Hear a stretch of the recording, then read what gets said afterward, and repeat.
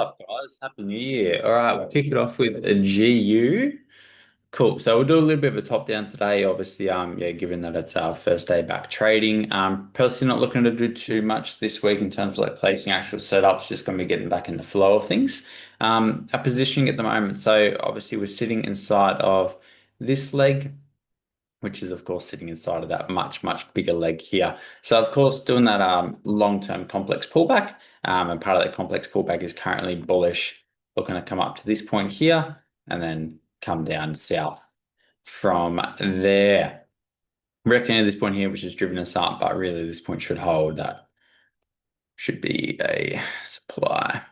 Cool. All right. Sweet. So looking at GU currently, so externally on the hourly, we're sitting inside of this leg here. Looking at this point here, I'm not treating this as retest. I'm actually working with this point here as my retest.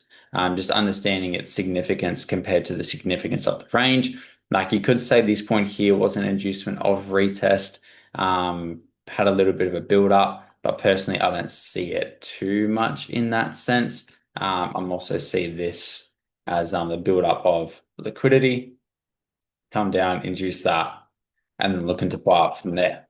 So yeah, treating this as our retest point of that external break, our extreme. We don't have much in the way of a decisional. We had a small decisional point here, which was induced at that low, and since then we have broken low anyway.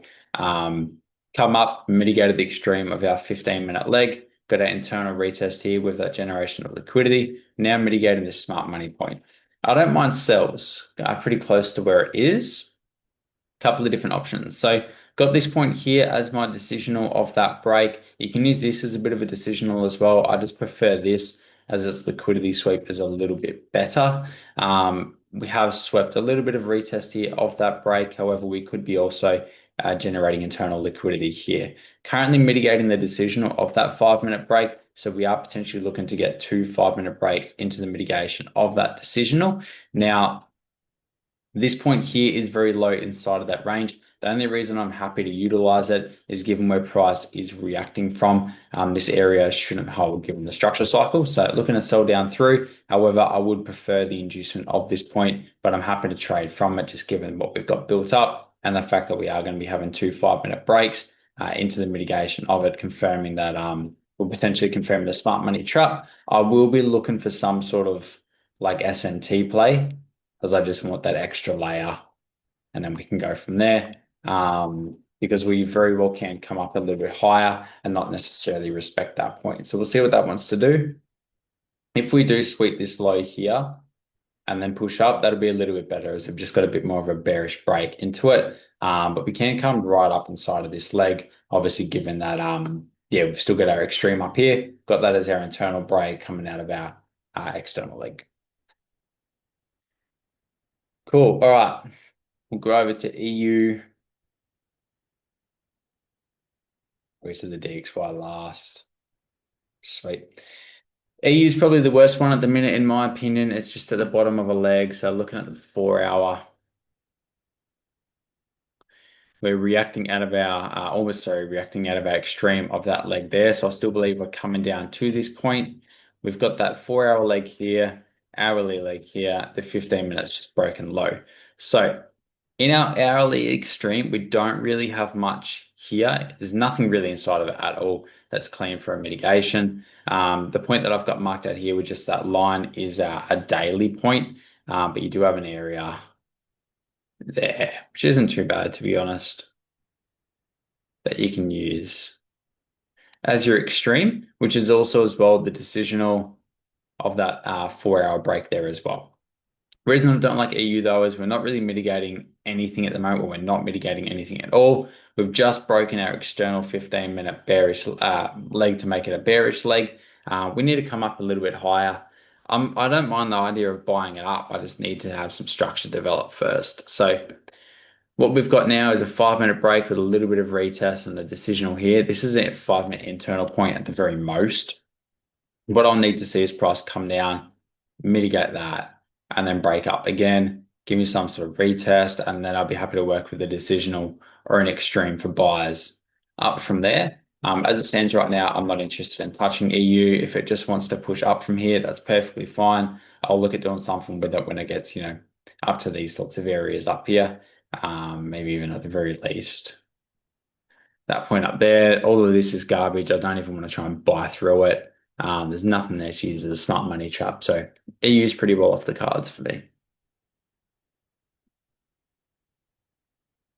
AU has just a broken 4 hour external high as well. So we're at a 4 hour high. Got our internal range here, which is our hourly external. We are actually currently mitigating the decisional of that hourly break just there. So we can actually buy up from where we are on AU, which actually lines up quite well with the DXY. So what we've got is a mitigation of that area. We've got a 15-minute break, retest. You can also see this as retest with that internal generation of liquidity generated here.